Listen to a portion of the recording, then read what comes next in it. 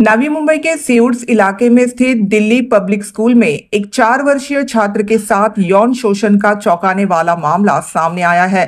इस मामले में school bus driver के खिलाफ एफआईआर सागरी पुलिस स्टेशन में दर्ज की गई है और पुलिस ने आरोपी को गिरफ्तार कर लिया है। पीड़ित छात्र के परिजनों के अनुसार यह घटना 24 अप्रैल की दोपहर को उस समय सामने आई जब बच्चा स्कूल से लौटने के बाद असहज नजर आया। जब परिजनों को शक हुआ और उन्होंने तुरंत स्कूल प्रशासन से संपर्क किया, तब परिजनों का आरोप है कि स्कूल की प्रिंसिपल ने इस गंभीर शिकायत को नजरअंदाज किया और आरोपी ड्राइवर के खिलाफ कोई तत्काल कार्रवाई नहीं की। बाद में परिजनों ने एफआईआर सागरी पुलिस थाने में शिकायत दर्ज करवाई। पुलिस ने आरोपी बस ड्राइवर को गिरफ्तार कर लिया और उसके खिलाफ पॉस्को एक्ट की धारा 4, 8 और 12 के तहत मामला दर्ज किया। फिलहाल पुलिस मामले की जांच में जुटी है। आज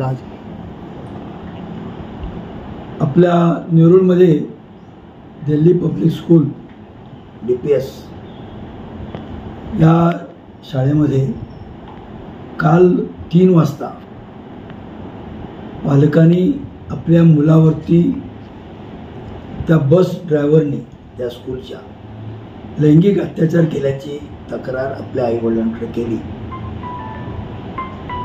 आणि ते आईवडील नंतर DPS स्कूलचे प्रिन्सिपल यांच्याकडे जाऊन त्यांनी तक्रार केली की असं आमच्या मुलाचं लैंगिक शोषण झालेलं आहे आणि ज्या बस ड्रायव्हर आहेत त्याचं त्यांनी नाव आणि त्या बसचा नंबर वगैरे सांगितलं।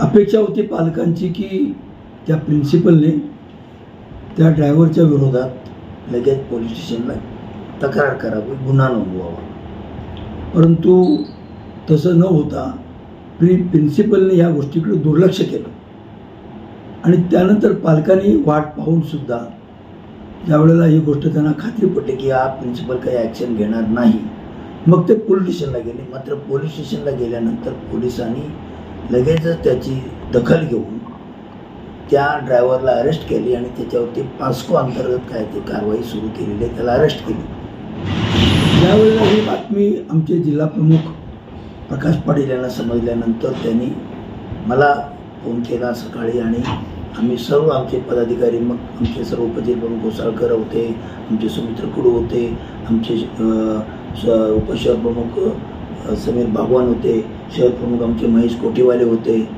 ही सर्व मंडळी त्या ठिकाणी, इतर आमचे हे होते संदीप पवार, संदीप पाटील, ही सर्व मंडळी मोठ्या प्रमाणावरती होती।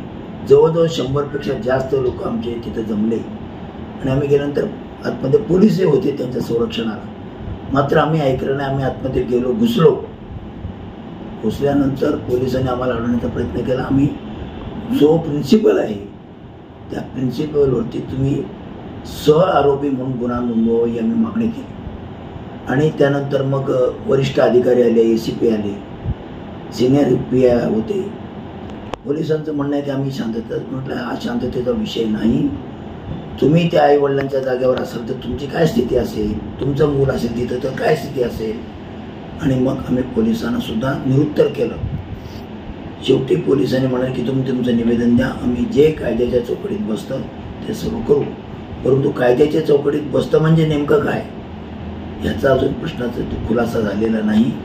मात्र शिवसेना उद्धव बाळासाहेब ठाकरे पक्षाच्या वतीने आम्ही सर्व लोक या शाळेचा पाठपुरावा करू, कारण त्यानंतर आम्हाला अनेक पालक भेटले आणि त्या पालकांनी ही शाळा कधीही स्वतःचा चुकी मान्य करत नाही, आपण कुठल्याही प्रकारची चूक नाही, ही चूक पालकांची किंवा विद्यार्थ्यांचीच आहे, अशा प्रकारे त्यांची भूमिका असते आणि हे मात्र आम्ही सहन करणार नाही।